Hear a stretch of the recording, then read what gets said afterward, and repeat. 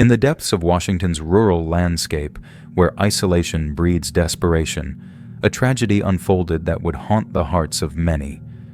A tiny life, full of promise, was stolen in the most harrowing of ways. This is the story of Xaqueline Bynum, a 5-year-old girl who never had a chance to escape the nightmare that was her home. A dilapidated trailer, overflowing with refuse. A 5-year-old girl, lifeless amidst the squalor. A mother's chillingly detached confession. "I've done a lot of drugs, but I've never felt like this." What happened inside that decaying shell of a home was not just neglect. It was a slow march toward an inevitable disaster, one that no one stopped in time. Scene 1. A morning of horror. The morning of March 10th, 2024, dawned quietly over the remote landscape of Grant County, Washington. But the tranquility was soon shattered by the piercing screams of a neighbor, Faddis Hawkins, who lived on the same property as music Adame, 34, and 38-year-old Matthew Bynum. Faddis had awakened to the sound of distressed cries coming from the Adame Bynum trailer, a ramshackle structure that had become a symbol of neglect and decay in the area. A sense of dread washed over him as he cautiously approached the trailer. He knew the family inside was troubled, their lives marked by drug abuse and instability.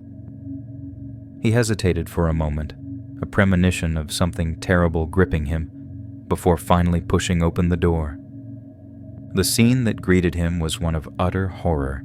The trailer's interior was a chaotic mess, overflowing with garbage, dirty laundry, and the detritus of a life spiraling out of control. The air was thick with a foul stench, a mixture of decay and neglect. And on the floor, amidst the squalor, lay Music and Matthew, their bodies stiff and unresponsive. Between them, curled up and still, was their 5-year-old daughter, Xaqueline. Faddis's heart pounded in his chest. He knew, with a sinking certainty, that something was terribly wrong. He tried to rouse the parents, shaking them gently, but they were barely conscious, their eyes glazed over and unfocused. He checked Xaqueline's pulse, finding none. A wave of nausea and fear washed over him. He knew she was gone. Stumbling back outside, he frantically dialed 911, his voice trembling as he tried to explain the horrific discovery. Scene 2. Arrival of authorities. The wail of sirens echoed through the quiet countryside as police cruisers and an ambulance raced towards the isolated trailer. The flashing lights illuminated the dilapidated structure, casting an eerie glow on the scene of tragedy. The first responders approached with caution, their senses on high alert. They were familiar with the Adame Bynum residence, a place known to local law enforcement for its frequent disturbances and signs of neglect. The stench emanating from the trailer was overpowering, a sickening combination of garbage, human waste, and something else, something indefinable and deeply disturbing. Inside, the scene was even worse than they had imagined. The trailer was cramped and filthy, a testament to a life of extreme poverty and neglect. Music and Matthew remained disoriented and confused, their movements sluggish and uncoordinated. They seemed oblivious to the gravity of the situation, their responses to the officers' questions disjointed and nonsensical. Their son, a young boy, was also present, showing signs of illness and lethargy. He clung to a tattered blanket, his eyes wide with fear and confusion. Xaqueline lay still, her small body a stark contrast to the chaos surrounding her. The officers recognized the signs of drug use and immediately suspected foul play. They secured the scene, treating the trailer as a crime scene. Every detail, no matter how small, was meticulously documented, photographed, and bagged as evidence. The investigation had begun, and the weight of the tragedy settled heavily on the shoulders of the officers. Scene 3. A tangled web of deception. As Music and Matthew were taken into custody, the detectives began the arduous task of piecing together the events leading to Xaqueline's death. Their initial interviews with the parents were met with a wall of resistance. Both Music and Matthew offered conflicting and evasive answers, their memories hazy and unreliable. It was evident that they were deliberately obstructing the investigation, trying to hide something.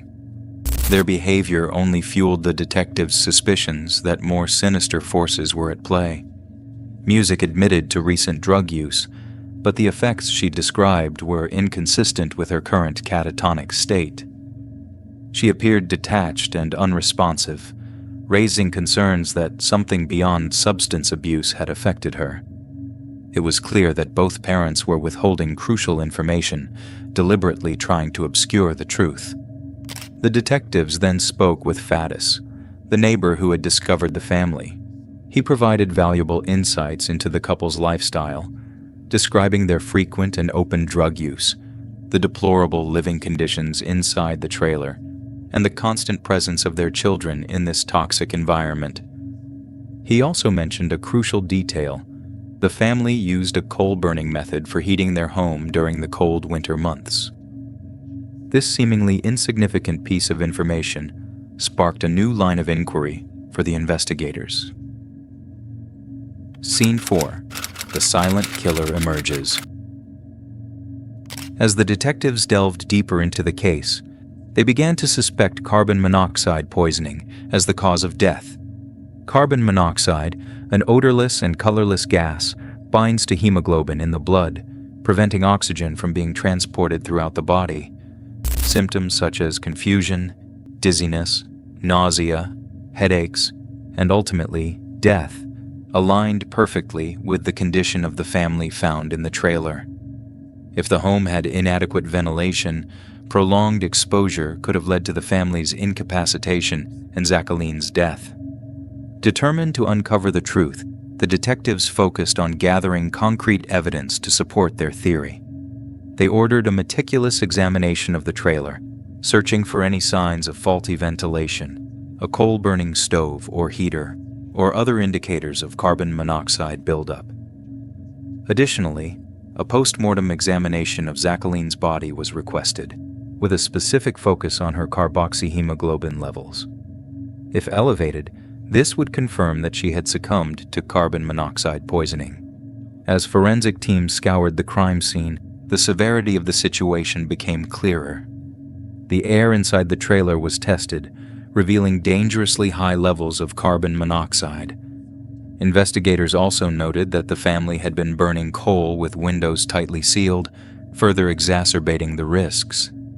Medical examiners worked swiftly, hoping to determine the exact levels of toxicity in the victims' bloodstreams. With all pieces of evidence pointing toward carbon monoxide poisoning, the detectives anxiously awaited the final confirmation, the autopsy results. Scene 5. The postmortem revelation.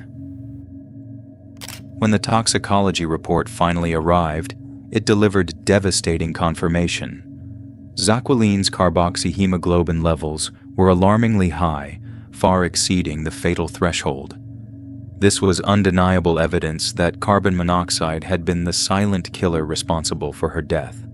With the cause of death established, the focus of the investigation shifted.